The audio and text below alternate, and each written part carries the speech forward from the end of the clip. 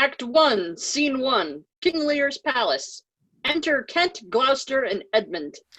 I thought the king had more affected the Duke of Albany than Cornwall. It did always seem so to us, but now in the division of the kingdom it appears not which of the dukes he values most, for equities are so weighed, that curiosity in neither can make choice of either. Is not this your son, my lord? His breeding, sir, hath been at my charge. I have often blushed to acknowledge him, that now I am raised to it. I cannot conceive you. Ah, sir, this young fellow's mother could, whereupon she grew round-wombed and hadn't, sir, a son for her cradle, ere she had a husband for her bed. Do you smell a fault? I cannot wish the fault undone, the issue of it being so proper. But I have, sir, a son by order of law, some years elder than this, who is yet no dearer in my account. Though this knave came something saucily into the world before he was sent for, yet was his mother fair. There was good sport at the making, and the horse son must be acknowledged. Do you know this noble gentleman, Edmund? No, my lord. My lord of Kent. Remember him hereafter as my honorable friend. My services to your lordship. I must love you and sue to know you better. Sir, I shall study deserving. I've been out 9 years, and away he shall again. The king is coming. Senate. Enter King Lear, Cornwall, Albany, Goneril, Regan, Cordelia, and attendants. Attend the lords of France and Burgundy, Gloucester. I shall, my liege. Exeunt Gloucester and Edmund. Meantime, we shall express our darker purpose. Give me the map there. Know that we have divided in 3 our kingdom, and 'tis our fast intent to shake all cares and business from our age, conferring them on younger strengths, whiles we unburdened crawl toward death.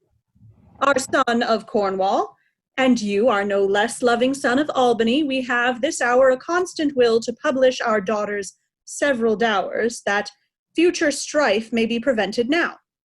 The princes, France and Burgundy, great rivals in our youngest daughter's love, long in our court have made their amorous sojourn, and here are to be answered.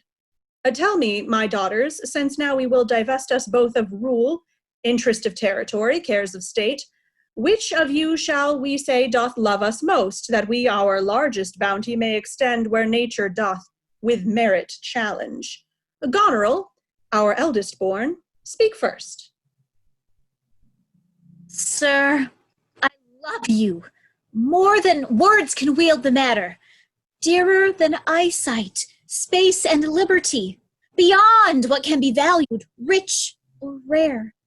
No less than life, with grace, health, beauty, honor. As much as child ever loved or father found. A love that makes breath poor and speech unable. Beyond all manner of so much, I love you. Aside. What shall Cordelia do? Love and be silent. Of all these bounds, even from this line to this, with shadowy forests and plenteous rivers and wide-skirted meads, we make thee lady. To thine and Albany's issue be this perpetual. What says our second daughter, our dearest Regan, wife to Cornwall? Speak. Sir, I am made of the self-same metal that my sister is, and prize me at her worth. In my true heart I find she names my very deed of love. Only she comes too short, that I profess myself an enemy of all other joys which the most precious square of sense possesses, and find I am alone felicitate in your dear highness's love. Aside. Then poor Cordelia, and yet not so, since I am sure my love's more richer than my tongue. To thee and thine hereditary ever remain this ample third of our fair kingdom, no less in space, validity, and pleasure than that conferred on Goneril.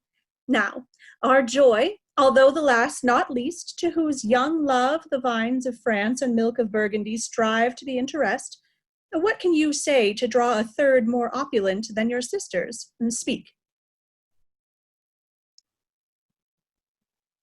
Nothing, my lord. Nothing. Nothing. Nothing will come of nothing. Speak again. Unhappy that I am, I cannot heave my heart into my mouth. I love your majesty according to my bond, nor more nor less. How, Cordelia, mend your speech a little, lest it may mar your fortunes. Good my lord, you have begotten me, bred me, loved me. I return those duties back as are right fit, obey you, love you, and most honor you. Why have my sisters husbands if they say they love you all? Happily, when I shall wed, that lord whose hand must take my plight shall carry half my love with him, half my care and duty. Sure, I shall never love like my sisters, to love my father all. But goes thy heart with this? Aye, good my lord. So young and so untender. So young, my lord, and true. Let it be so. Thy truth then be thy dower, for by the sacred radiance of the sun, the mysteries of Hecate and the night, by all the operation of the orbs from whom we do exist and cease to be, here I disclaim all my paternal care, propinquity, and property of blood, and as a stranger to my heart and me, hold thee from this forever, thou, my sometime daughter. Good my liege. Peace, Kent. Come not between the dragon and his wrath. I loved her most, and thought to set my rest on her kind nursery. Hence, and avoid my sight, so be my grave my peace, as here I give her father's heart from her. Cornwall and Albany, with my 2 daughters' dowers digest this third. Let pride, which she calls plainness, marry her. I do invest you jointly with my majesty. Ourself, by monthly course, with reservation of 100 knights, by you to be sustained, shall our abode make with you by due turns. Only we still retain the name and all the additions to a king. The sway, revenue, execution of the rest, beloved sons, be yours. Royal Lear, whom I have ever honored as my king, loved as my father, as my master followed, as my great patron thought on in my prayers. The bow is bent and drawn. Make from the shaft. Let it fall rather, though the fork invade the region of my heart. Be Kent unmannerly when Lear is mad. What wilt thou do, old man? Thinkest thou that duty shall have dread to speak when power to flattery bows? To plainness, honor's bound when majesty stoops to folly.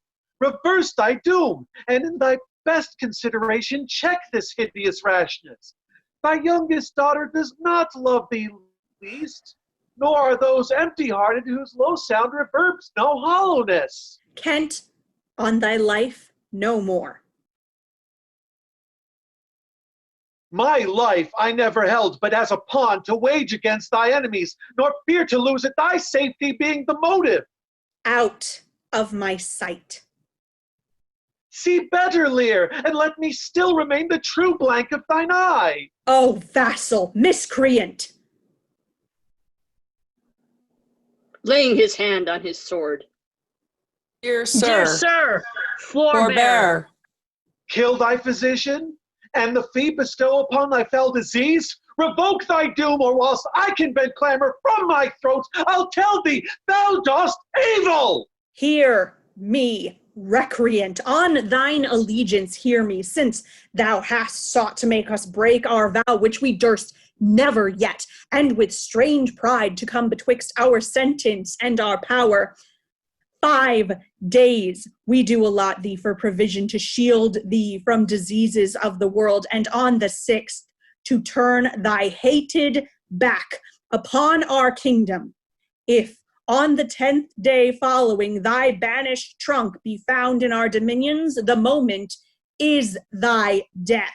Away, by Jupiter, this shall not be revoked. Fare thee well, King.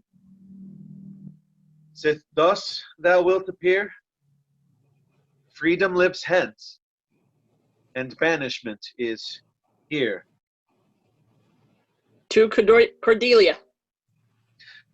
The gods to their dear shelter take thee, maid that justly thinkest, and hast most rightly said. To Regan and Goneril. And your large speeches may your deeds approve, that good effects may spring from words of love. Thus Kent, O princes, bids you all adieu. He'll shape his old course in a country new. Exit. Flourish. Re-enter Gloucester with King of France, Burgundy, and attendants. My lord of Burgundy, we first address towards you, who with this king hath rivaled for our daughter, what, in the least, will you require in present dower with her, or cease your quest of love? Most royal highness, I crave no more than your highness offered, nor will you tender less. Right noble Burgundy, when she was dear to us, we did hold her so, but now her price is fallen. She is there, and she is yours. I know no answer. Will you, with those infirmities she owes, unfriended, new adopted to our hate, dowered with our curse, and strangered with our oath, take her or leave her? Pardon me, royal sir. Election makes not up on such conditions. Then leave her, sir, for by the power that made me, I tell you all her wealth. To the King of France.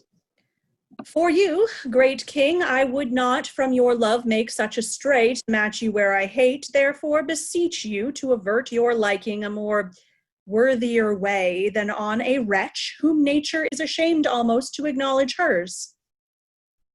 This is most strange that she, who even but now is your best object, balm of your age, most dearest, should in this thrice of time commit a thing so monstrous as to dismantle so many fools of favor. I yet beseech your majesty, if for what I want that glib and oily art, to speak and purpose not, since what I well intend, I'll do it before I speak. That you make known it is no vicious blot, murder, or foulness, no unchaste action or dishonored step, that hath deprived me of your grace and favor, but even for what of that for which I am richer, a still soliciting eye, and such a tongue as I am glad I have not, though not to have it hath lost me your liking. Better thou hadst not been born than not to have pleased me better. My lord of Burgundy, what say you to the lady? Will you have her? She herself is a dowry. Royal Lear, give but that portion you yourself proposed, and here I will take Cordelia by the hand, Duchess of Burgundy. Nothing. I have sworn. I am firm. I am sorry then. You have so lost a father that you must lose a husband. Peace be with Burgundy. Since that respects of fortune are his love, I shall not be his wife. First, Cordelia, that art most rich, being poor, most choice forsaken, and most love deprised. Thee and thine virtues here I seize upon. Thy dowerless daughter, king, thrown to my chances, queen of us, of ours, of our fair France. Bid them farewell, Cordelia. Though unkind, thou losest here a better where to find. Thou hast her, France, let her be thine, for we have no such daughter, nor shall ever see that face of hers again. Flourish. Exude all but King of France, Goneril, Regan, and Cordelia. Bid farewell to your sisters. The jewels of our father, with washed eyes, Cordelia leaves you. I know you what you are, and like a sister, I most loathe to call your faults as they are named. Use well our father. To your professed bosoms I commit him. But yet, alas, stood I within his grace, I would prefer him to a better place. So farewell to you both. Prescribe us not our duties. Let your study be to content your lord, who hath received you at fortune's alms. Time shall unfold what plated cunning hides. Who cover faults, at last shame them derides. Well, may you prosper. Come, my fair Cordelia. Exeunt, King of France and Cordelia. Sister, I think our father will hence tonight. That's most certain, and with you. Next month with us. You see how full of changes his age is? The observation we have made of it hath not been little. He always loved our sister most, and with what poor judgment he hath now cast her off appears too grossly. 'Tis the infirmity of his age, yet he hath ever so slenderly known himself. The best and soundest of his time hath been but rash. Then we must look to receive the unruly waywardness that infirm years bring with them. Such unconstant starts are we like to have from him as this of Kent's banishment. There is further compliment of leave-taking between France and him. Pray you, let's sit together. If our father carry authority with such dispositions as he bears, this last surrender of his will but offend us. We shall further think on it. We must do something, and in the heat. Exeunt. Act 1, Scene 2, the Earl of Gloucester's castle. Enter Edmund with a letter. Thou nature, art my goddess. To thy law my services are bound. Wherefore should I stand in the plague of custom, and permit the curiosity of nations to deprive me, for that I'm some 12 or 14 moonshines lag of a brother? Why bastard? Wherefore base? When my dimensions are as well compact, my mind as generous, why brand they us with base? With baseness? Bastardy? Well then, legitimate Edgar, I must have your land. Our father's love is to the bastard Edmund. As to the legitimate, fine word, legitimate. Well, my legitimate, if this letter speed and my invention thrive, Edmund the base shall top the legitimate. I grow, I prosper. Now gods, stand up for bastards. Enter Gloucester. Kent banished thus, and France in color parted, and the king gone tonight, subscribes power, confined to exhibition. All this done upon the gad. Edmund, how now? What news? So please your lordship, none. Putting up the letter. What paper were you reading? Nothing, my lord. No. What needed then that terrible dispatch of it into your pocket? The quality of nothing hath no such need to hide itself. Let's see, come, if it be nothing, I shall not need spectacles. I beseech you, sir, pardon me. It is a letter from my brother that I have not all overread, and for so much as I have perused, I find it not fit for your overlooking. Give me the letter, sir. I hope for my brother's justification he wrote this but as a test of my virtue. This policy and reverence of age makes the world bitter to the best of our times, keeps our fortune from us till our oldness cannot relish them. Age tyranny. Come to me, that of this I may speak more. If our father would sleep till I waked him, you should have his revenue forever and live the beloved of your brother, Edgar? Conspiracy? Sleep till I waked him, you should enjoy half his revenue? My son Edgar had a hand, he a hand to write this, a heart and a brain to breed in this? When came this to you? Who brought it? It was not brought me, my lord. There's the cunning of it. I found it thrown in at the casement of my closet. You know the character to be your brother's.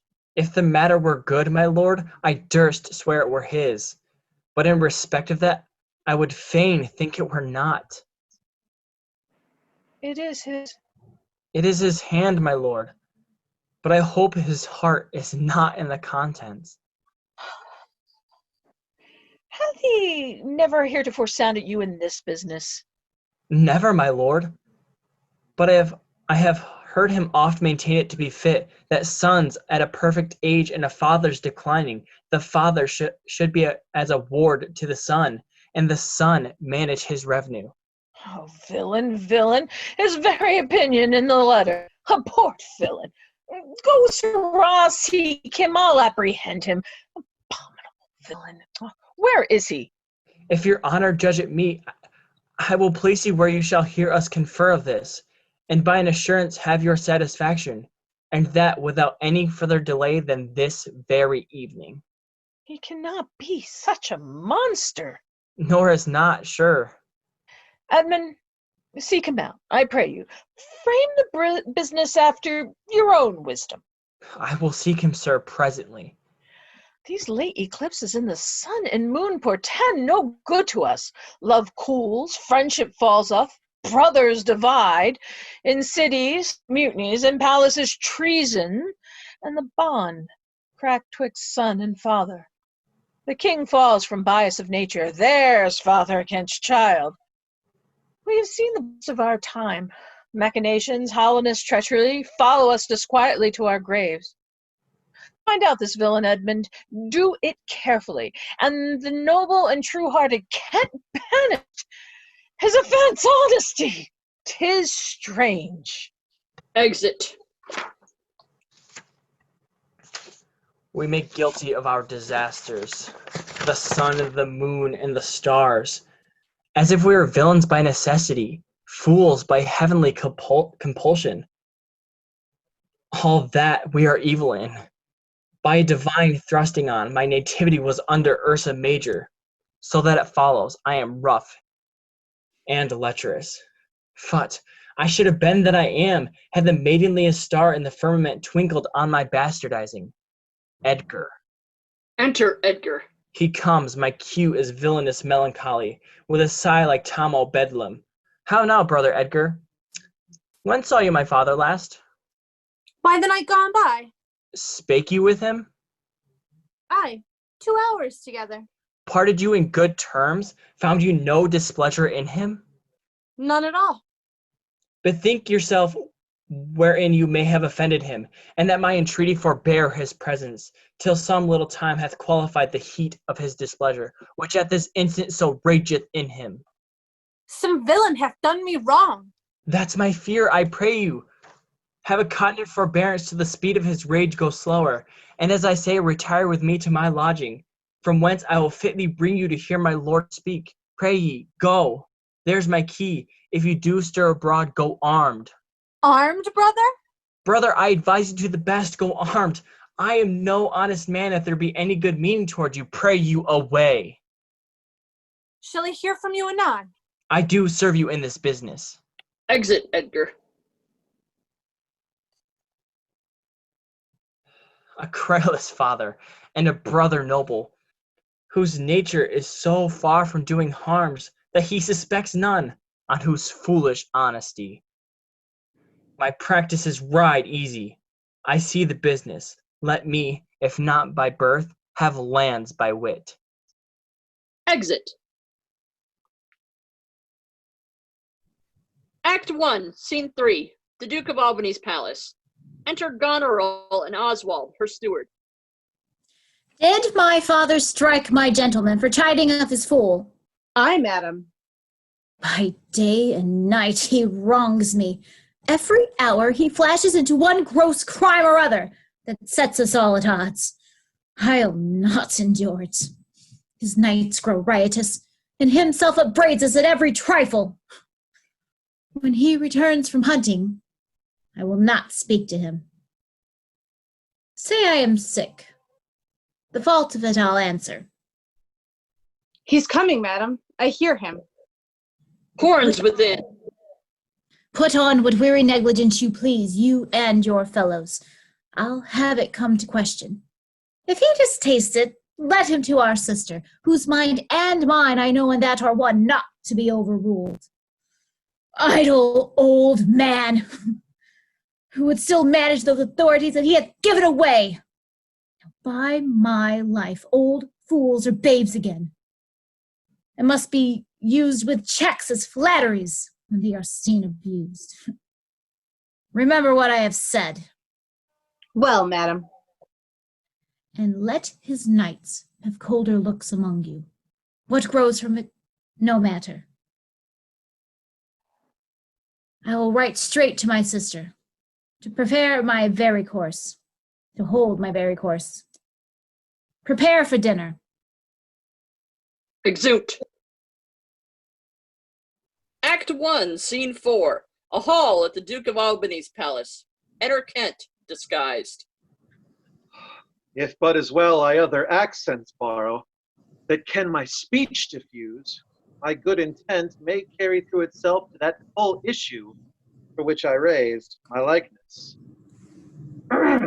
Now, banished Kent, if thou canst serve where thou dost stand condemned, so may it come thy master, whom thou lovest, shall find thee full of labors. Horns within. Enter King Lear, knights in attendance.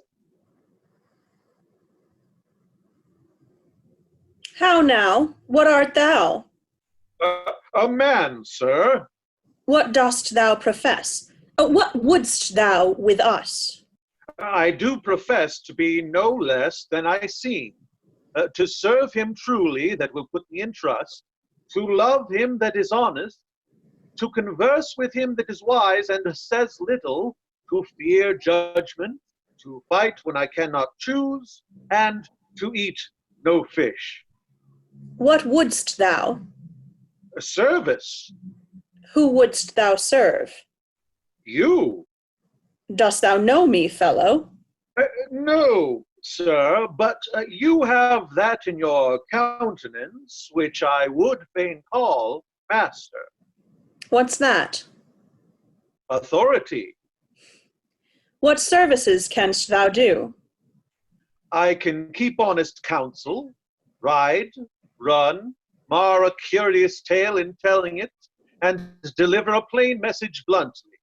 That which ordinary men are fit for, I am qualified in, and the best of me is diligence. Follow me. Thou shalt serve me. If I like thee no worse after dinner, I will not part from thee yet. Dinner! Ho! Dinner! Where's my knave, my fool? Go you and call my fool hither. Enter Oswald. You, Sara, where is my daughter? So please you. Exit. What says the fellow there? Call the clot pole back. Where's my fool? Ho! I think the world's asleep. Enter Kent. Why came not the slave back to me when I called him? Sir, he answered me in the roundest manner, he would not. He would not. I beseech you, pardon me, my lord, if I be mistaken, for my duty cannot be silent when I think your highness wrong. I know not what the matter is, but to my judgment, your highness is not entertained with ceremonious affection. Thou but rememberest me of mine own conception. I have perceived a most faint neglect of late, which I have rather blamed as mine own jealous curiosity than as purpose of unkindness. I will look further into it. But where's my fool? I have not seen him these 2 days. Re-enter Oswald. Oh, you, sir, come you hither, sir. Who am I, sir? My lady's father. My lady's father. My lord's knave, you whoreson dog, you slave, you cur. I am none of these, my lord. I beseech your pardon. Do you bandy looks with me, you rascal? Striking him. I'll not be struck, my lord. Nor tripped neither, you base football player?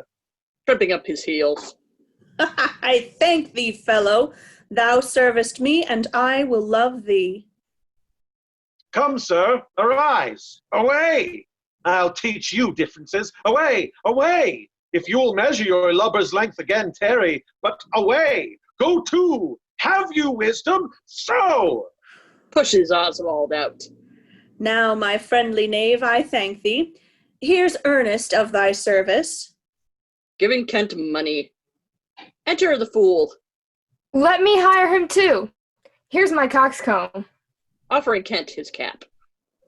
How now, my pretty knave, how dost thou? Sirrah, you were best take my coxcomb. Why, fool?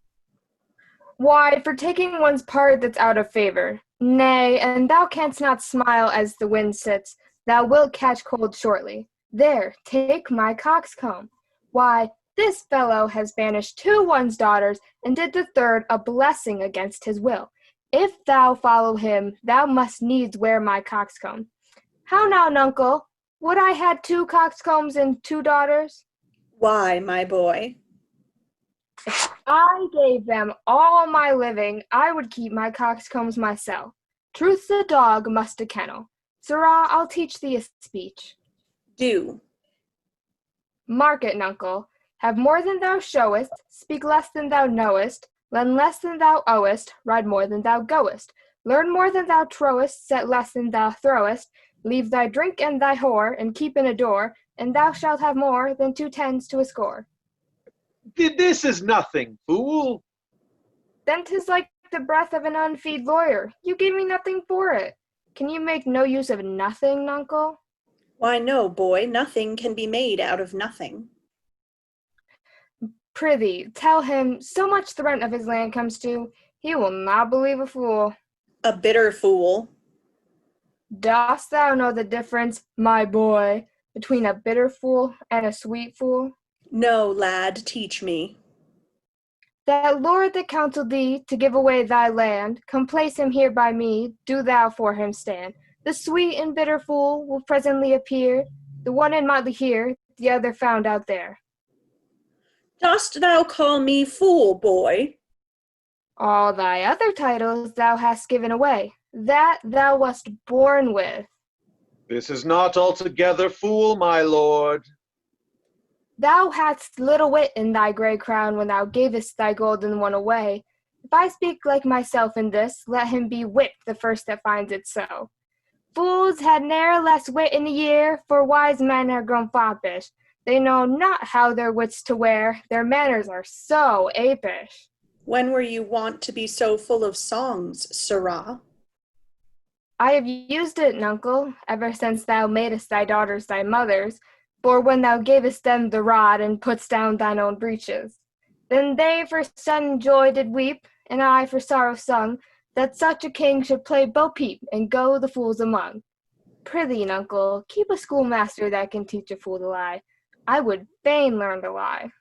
An you lie, Sirrah, we'll have you whipped. I marvel what kin thou and thy daughters are. They'll have me whipped for speaking true, they'll have me whipped for lying, and sometimes I am whipped for holding my peace. I had rather be any kind of thing than a fool, and yet I would not be thee, nuncle. Enter Goneril. How now, daughter? What makes that frontlet on? Methinks you are too much of late in the frown. Thou wast a pretty fellow when thou hadst no reason to care for her frowning. Now thou art an O without a figure. I am better than thou art now. I am a fool. Thou art nothing. Not only, sir, this your all licensed fool, but other of your insolent retinue do hourly carp and quarrel, breaking forth in rank and not to be endured riots.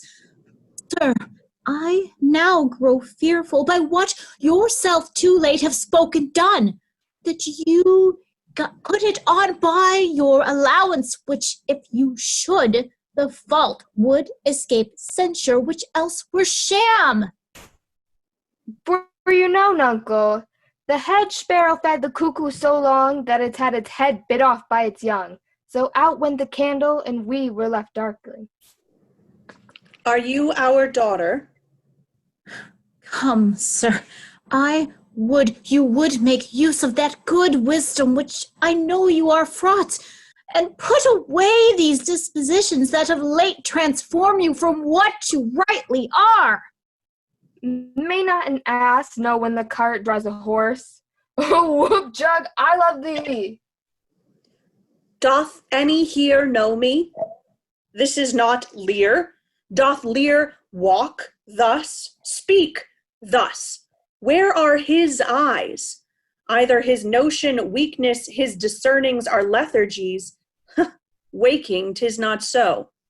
Who is it that can tell me who I am? Lear's shadow. I would learn that. For by the marks of sovereignty, knowledge, and reason, I should be false persuaded I had daughters. Which they will make an obedient father. Your name, fair gentlewoman? This admiration, sir, is much of the savor of other your new pranks. I do beseech you to understand my purposes aright. As you are old and reverend, you should be wise. Here do you keep 100 knights and squires, men so disordered, so debauched and bold, that this our court is infected with their manners. Shows like a riotous sin. Epicureanism and lust make it more like a tavern or a brothel than a greased palace. Be then desired. The shame itself doth speak for instant remedy. Be then desired by her that else will take the thing she begs, a little to disquantity your train. Darkness and devils. Saddle my horses. Call my train together, degenerate bastard. I'll not trouble thee. Yet have I left a daughter. You strike my people, and your disordered rabble make servants of their betters. Enter Albany. Woe that too late repents. Pray, sir, be patient. To Goneril. Detested kite, thou liest. My train are men of choice and rarest parts, that all particulars of duty know. O most small fault! How ugly didst thou in Cordelia show, that like an engine wrenched my frame of nature from the fixed place, drew from heart all love and added to the gall. Oh, Lear, Lear, Lear, beat at this gate that let thy folly in, and thy dear judgment out. Go, go, my people. My lord, I am guiltless as I am ignorant of what hath moved you. It may be so, my lord. Here, nature, here, dear goddess, here, suspend thy purpose. If thou didst intend to make this creature fruitful, into her womb convey sterility, dry up in her the organs of increase, and from her derogate body never spring a babe to honor her. If she must teem, create her child of spleen, that it may live and be athwart disnatured torment to her. Let it stamp wrinkles into her brow of youth, with cadent tears fret channels in her cheeks, turn all her mother's pains and benefit to laughter and contempt, that she may feel how sharper than a serpent's tooth it is to have a thankless child. Away, away. Now, gods that we adore, whereof comes this? Never afflict yourself to no more of it. Re-enter King Lear.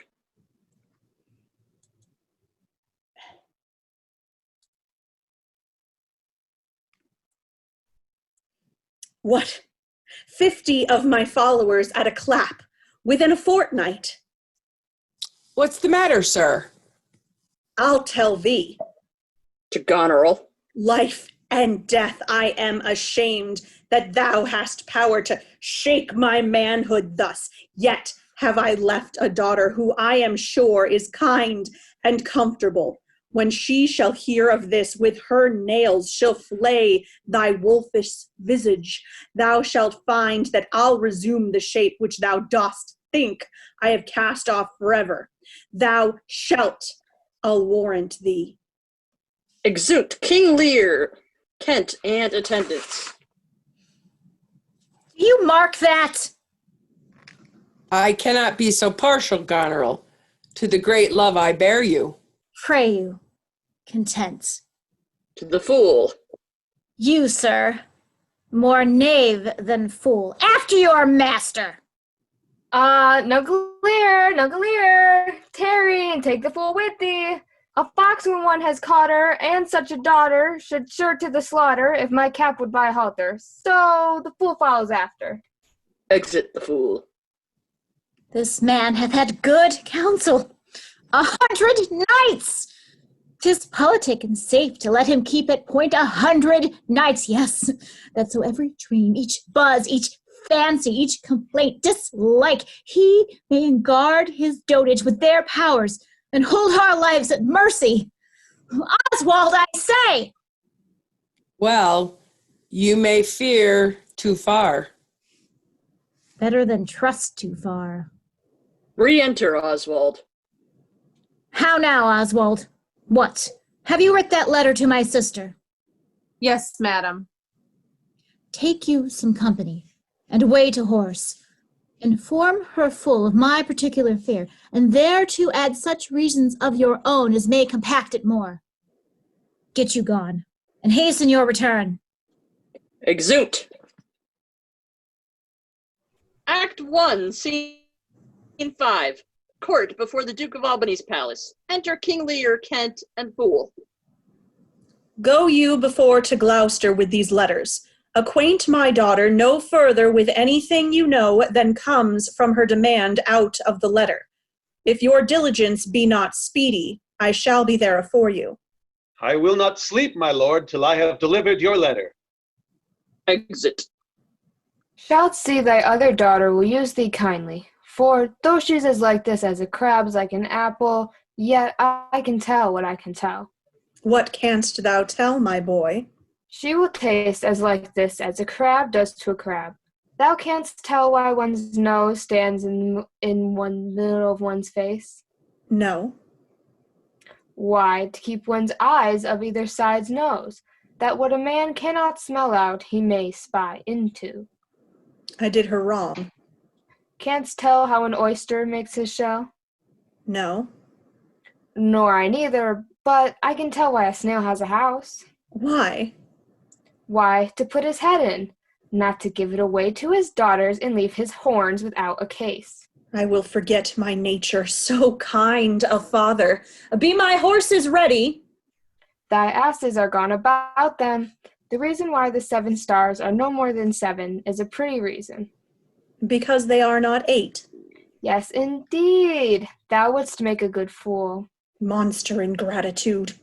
If thou wert my fool, nuncle, I would have thee beaten for being old before thy time. How's that?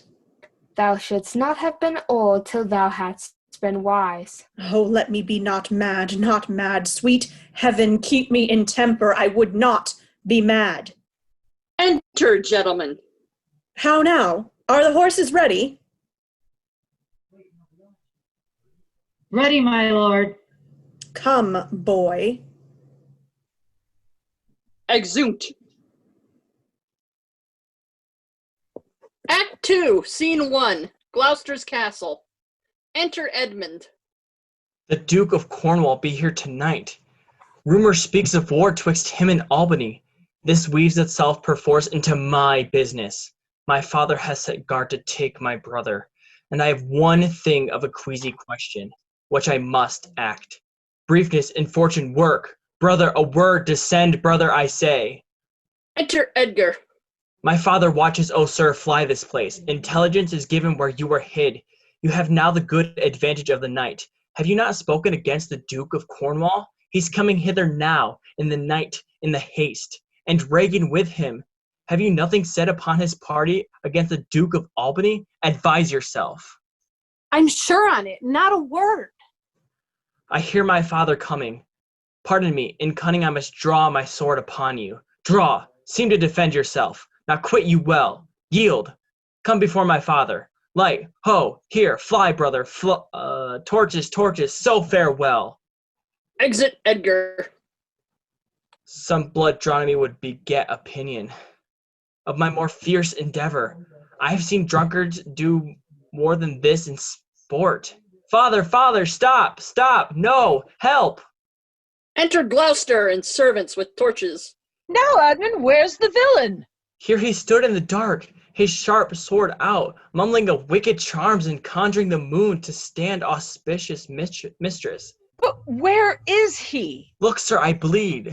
Where is the villain, Edmund? Fled this way, sir, when by no means he could... Pursue him, ho! Go after! Exude some servants. By no means what?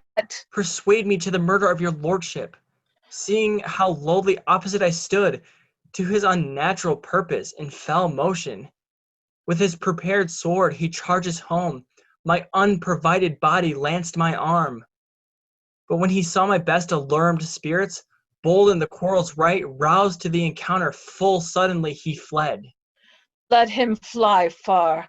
Not in this land shall he remain uncaught and found. Dispatch! The noble Duke, my master, comes tonight.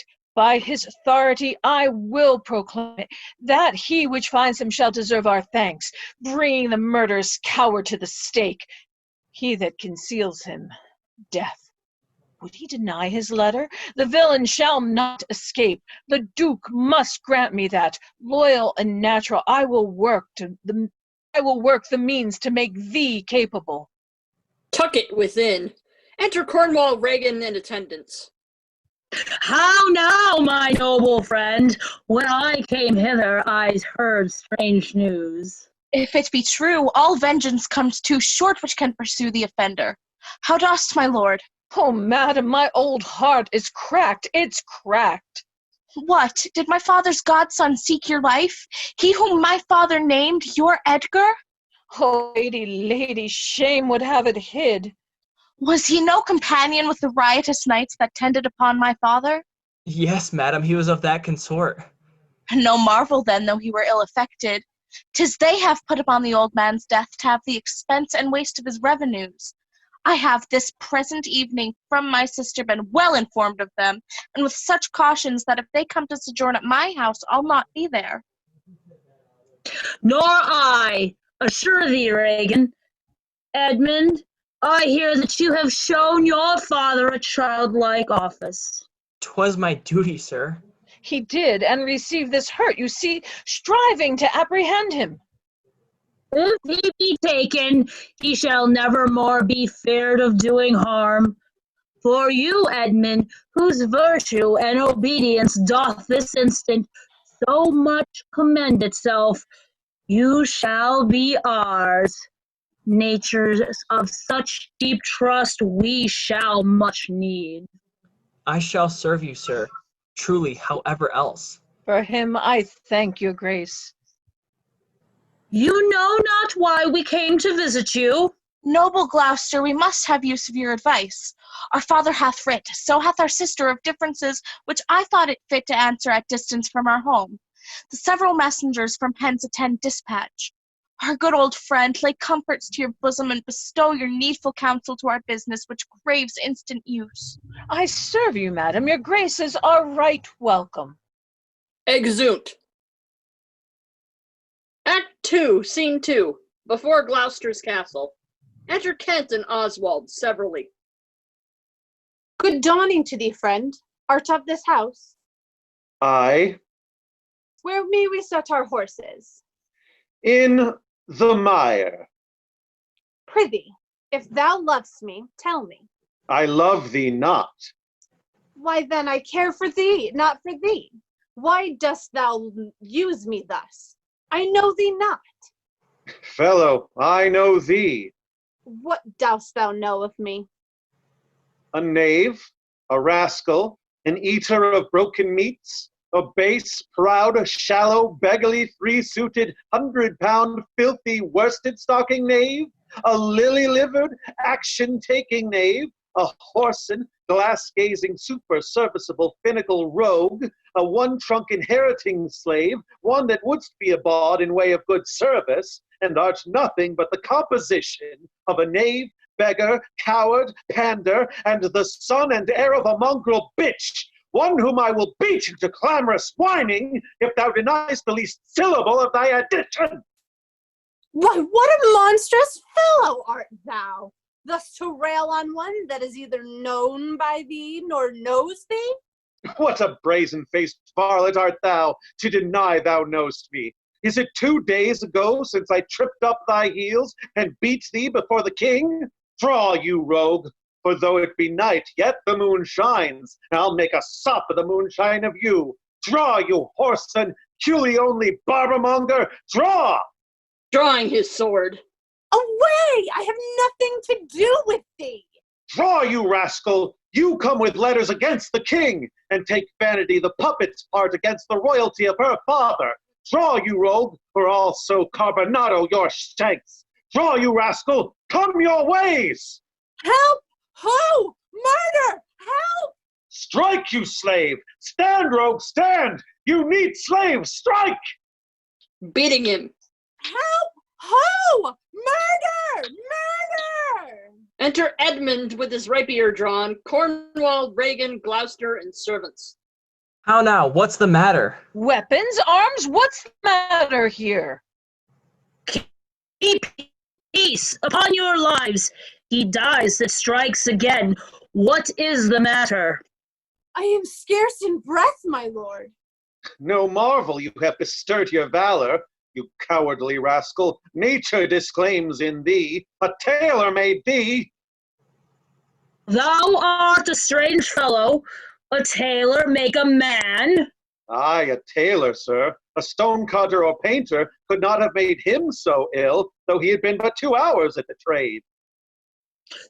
Yet, how grew your quarrel? This ancient ruffian, sir, whose life I have spared at suit of his grey beard. Thou whoreson Zed, thou unnecessary letter! My lord, if you will give me leave, I will tread this unbolted villain into mortar, and daub the wall of an outhouse with him. Spare my grey beard, you wagtail! Peace, Sara, you beastly knave. Know you no reverence? Yes, sir, but anger hath a privilege. Why art thou angry? That such a slave as this should wear a sword who wears no honesty, such smiling rogues as these. No contraries hold more antipathy than I and such a knave. Why dost thou call him a knave? What's his offense? His countenance likes me not. No more, perchance, does mine, nor his, nor hers. Sir, 'tis my occupation to be plain. I have seen better faces in my time than stands on any shoulder that I see before me at this instant. This is some fellow who, having been praised for bluntness, doth affect saucy roughness, and constrains the garb quite from his nature. He cannot flatter, he, an honest-minded plain, he must speak truth. To Oswald. What was the offense you gave him? I never gave him any. It pleased the king his master very late to strike at me upon his misconstruction, when he, flattering his displeasure, tripped me behind, being down, insulted, railed, and put upon him such a deal of man, that worthied him got praises of the king for his attempting, who was self-subdued, and in the fleshment of his dread exploit drew on me here again. Fetch what the stocks, you stubborn ancient knave, you reverent braggart, will teach you. Sir, I am too old to learn. Call not your stocks from me. I serve the king, on whose employment I was sent to you. You shall do small respect, show too bold malice against the grace and person of my master stalking his messenger. Fetch what stocks, as I have life and honor, there shall he sit till noon. Till noon? Till night, my lord, and all night too. Why, madam, if I were your father's dog, you should not use me so. Sir, being his knave, I will. This is a fellow of the same self-same color our sister speaks of. Bring away the stocks. Stocks brought out. Let me beseech your grace not to do so. His fault is much, and the good king, his master, will check him for it. Your proposed low correction is such as bases wretches for pilferings and most common trespasses are punished with. The king must take it ill that he so slightly valued in his messenger should he have him thus restrained. I'll answer that. My sister may receive it much worse, to have her gentleman abused, assaulted for following her affairs. Put in his legs. Kent is put in the stocks. Good, my lord, away. Exude all but Gloucester and Kent. I am sorry for thee, friend. 'Tis the Duke's pleasure, whose disposition all the world knows will not be rubbed nor stopped. I'll entreat for thee. Pray, do not, sir. I have watched and traveled hard. Sometime I shall sleep out. The rest, I'll whistle. A good man's fortune may grow out at heels. Give you good morrow. The Duke's to blame in this. It will be ill taken. Exit Gloucester. Good king. Warm sun, approach, thou beacon to this underglobe, that by thy comfortable beams I may peruse this letter. Nothing almost sees miracles but misery. I know 'tis from Cordelia, who hath most fortunately been informed of my disguise, and shall find time from this enormous state, seeking to give losses their remedies. All weary and overwatched. Take vantage, heavy eyes, not to behold this shameful lodging. Fortune, good night. Smile once more. Turn thy wheel. Sleeps. Act 2, Scene 3, a wood. Enter Edgar. I heard myself proclaimed, and by the happy hollow of a tree escaped the hunt. No port is free, no place. That guard and most unusual vigilance does not attend my taking. Whiles I may escape, I will preserve myself, and be thought to take the basest, most poorest shape that ever poverty, in contempt of man, brought near to beast. My face I'll grime with filth, blanket my loins of all my hair and knots, and with presented nakedness outface the winds and persecutions of the sky. The country gives me presidents of bedlam beggars, with roaring voices, sometimes with lunatic bands, sometimes with prayers. Poor Tom. Edgar, I nothing am. Exit. Act 2, Scene 4. Before Gloucester's castle. Kent in the stocks. Enter King Lear and Fool. 'Tis strange that they should depart from home and not send back my messenger. Hail to thee, noble master. Makest thou this shame thy pastime? No, my lord.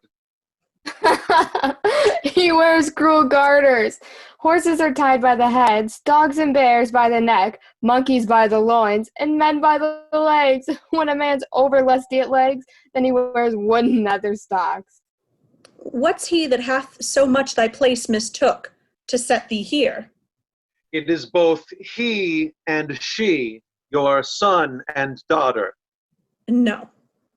Yes. No, I say. I say yea. No, no, they would not. Yes, they have. By Jupiter, I swear no.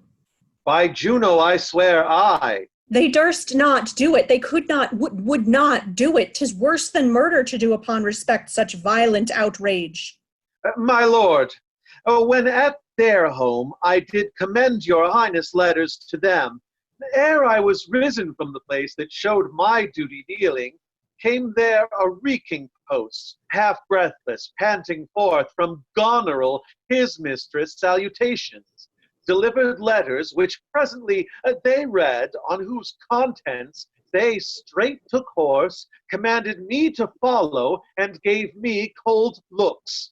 And meeting here the other messenger, whose welcome I perceived had poisoned mine, being the very fellow that of late displayed so saucily against your highness, having more man than wit about me, I drew. He raised the house with loud and coward cries, and your son and daughter found this trespass worth the shame, which here it suffers. Where is this daughter? With the Earl of Gloucester, sir, here within. Follow me not. Stay here. Exit. Made you no more offense but what you speak of? None. How chanced the king comes with so small a train? And thou hadst been set in the stocks for that question, thou hadst well deserved it. Why, fool? We'll set thee to school to an ant, to teach thee there's no laboring in the winter. All that follow their noses are led by their eyes, but blind men. There's not a nose among 20 but can smell him that's stinking.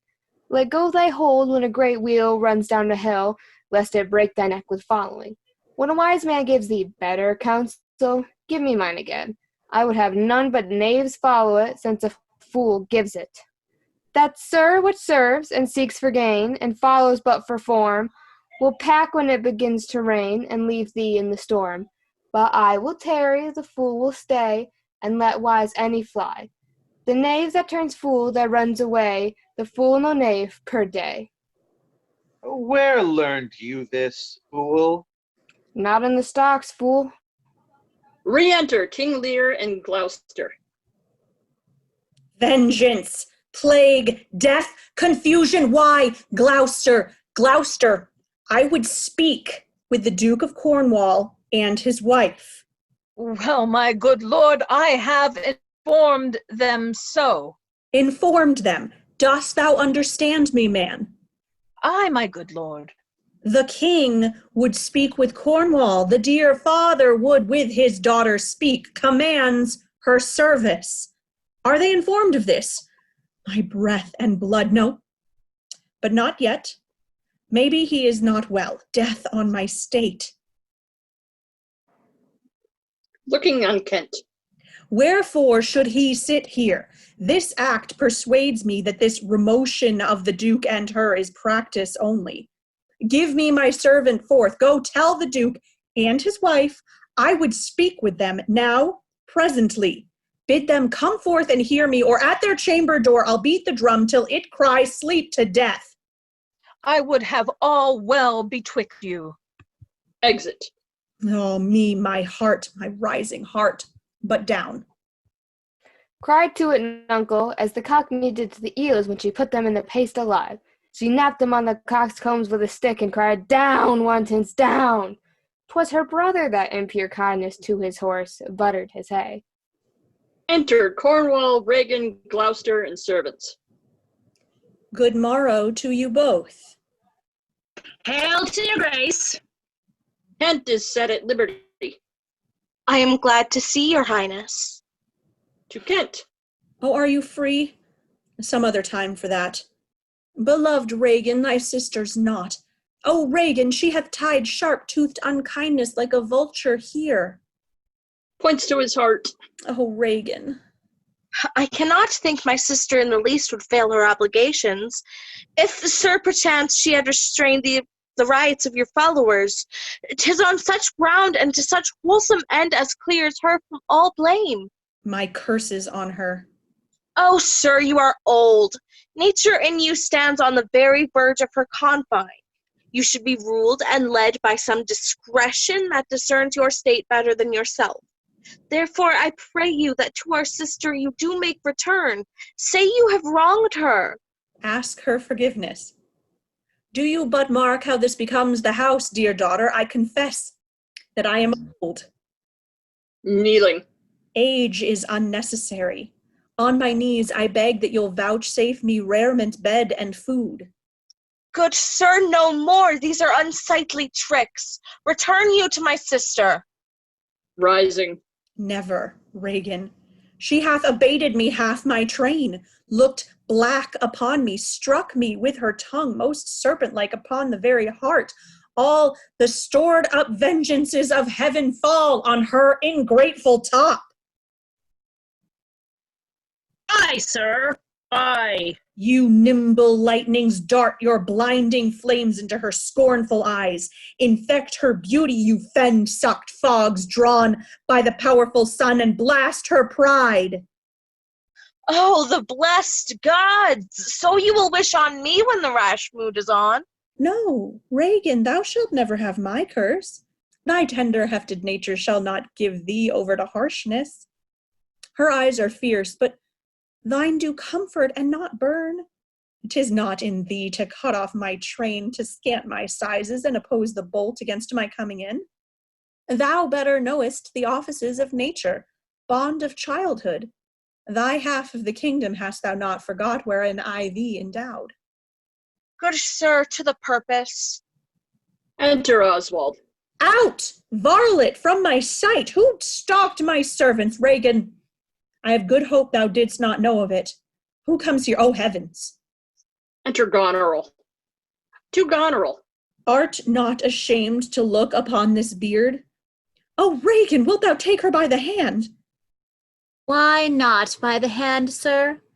How have I offended? All's not offense the dotage terms so.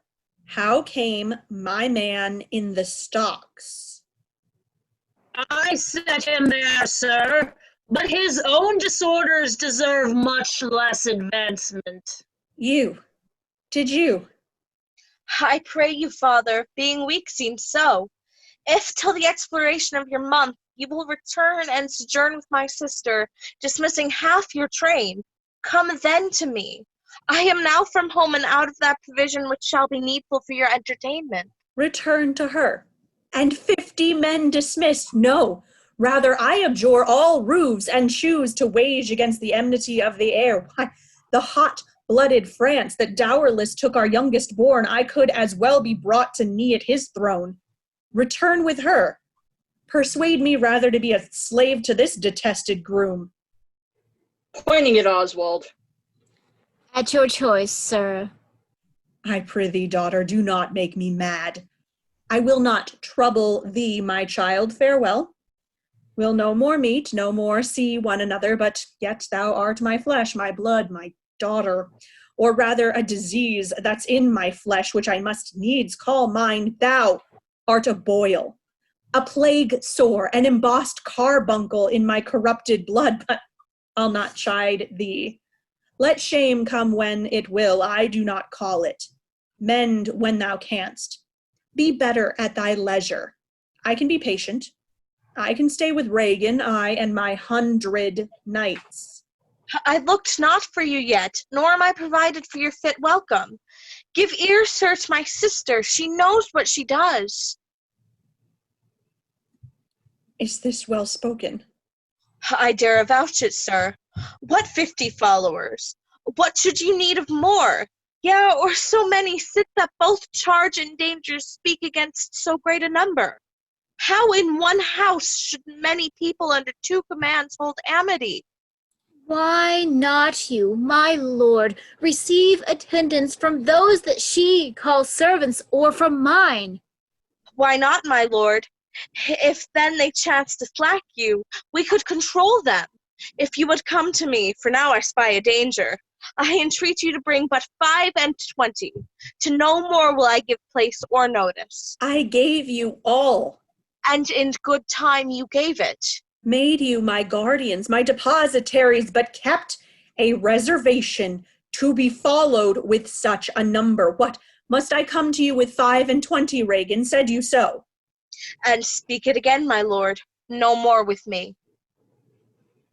Those wicked creatures yet do look well favored when others are more wicked. Not being the worst stands in some rank of praise. To Goneril. I'll go with thee. I 50, yet doth double 5 and 20, and thou art twice her love. Hear me, my lord. What need you 5 and 20, 10 or 5 to follow in a house where twice so many have command to tend you? What need one? Oh, reason, not the need. Our basest beggars are in the poorest things superfluous. Man's life's as cheap as beast, but for true need, you heavens, give me that patience. Patience I need. You see me here, you gods, a poor old man, as full of grief as age, wretched in both. Touch me with noble anger, and let not women's weapons water drops stain my man's cheeks. No. You unnatural hags, I will have such revenges on you both that all the world, I will do such things, what they are, yet I know not, but they shall be the terrors of the earth. You think I'll weep? No, I'll not weep. I have full cause of weeping, but this heart shall break into 100,000 flaws, or ere I'll weep, oh fool, I shall go mad. Exeunt King Lear, Gloucester, Kent, and Fool. Storm and tempest. Let us withdraw. 'Twill be a storm. This house is little. The old man and his people cannot be well bestowed. 'Tis his own blame. Hath put himself from rest, and must needs taste his folly. For his particular, I'll receive him gladly, but not one follower. So am I purposed. Re-enter Gloucester. The king is in a high rage. 'Tis best to give him way. He leads himself. My lord, entreat him by no means to stay. Alack, the night comes on, and the high winds do sorely ruffle.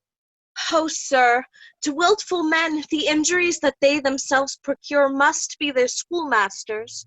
Shut up your doors. Shut up your doors, my lord. 'Tis the wild night. My Regan counsels well. Come out of the storm. Exeunt. Act 3, Scene 1. A heath. Storm still. Enter Kent and a gentleman meeting. Who's there, besides foul weather? I know you, but where's the king? Contending with the fretful element, bends the winds, blow the earth into the sea, that things might change or cease, tears his white hair. But who is with him? None but the fool, who labors to outjust his heart-struck injuries. Sir, I do know you. There is a division, although as yet the face of it be covered with mutual cunning, twixt Albany and Cornwall, what hath been seen in the hard reign which both of them had borne against the old king, or something deeper. True it is, from France there comes a power into this scattered kingdom to show their open banner. Now I am a gentleman of blood and breeding. If you make your speed to Dover, you shall find some that will thank you, making just report of bemadding sorrow the king hath cause to plain. I will talk with you further. No, do not. I am much more than my outwall. If you shall see Cordelia, show her this ring, and she will tell you who your fellow is. Fie on this storm. I will go seek the king. Exeunt severally. Act 3, Scene 2. Another part of the heath. Storm still. Enter King Lear and Fool. Blow, winds, and crack your cheeks. Rage, blow, you cataracts and hurricanos, spout, till you have drenched our steeples, drowned the cocks. You sulphurous and thought-executing fires, vaunt couriers to oak, cleaving thunderbolts, singe my white head. And thou, all shaking thunder, smite flat the thick rotundity of the world, crack nature's molds and germains, spill at once that make ingrateful man. Oh, nuncle, pour holy water in a dry house is better than this rainwater out o' door. Good nuncle, in and ask thy daughter's blessing. Here's a knight pities neither wise man nor fool. Rumble thy belly full, spit, fire, spout, rain, nor rain, wind, thunder, fire are my daughters. I tax not you, you elements, with unkindness. I never gave you kingdom, called you children, you owe me no subscription. Then let fall your horrible pleasure. Here I stand, your slave, a poor, infirm, weak, and despised old man, but yet you will with two pernicious daughters joined against a head so old and white as this. Oh, 'tis foul. He that has a house to put his head in has a good headpiece. The codpiece that will house, before the head has any, the head and he shall louse, so beggars marry many. The man that makes his toe what his heart should wake, shall of a corn cry woe, and turn his sleep to wake. No, I will be the pattern of patience. I will say nothing. Enter Kent. Who's there? Mary, here's grace in a codpiece. That's a wise man and a fool. Alas, sir, are you here? Things that love night love not such nights as these.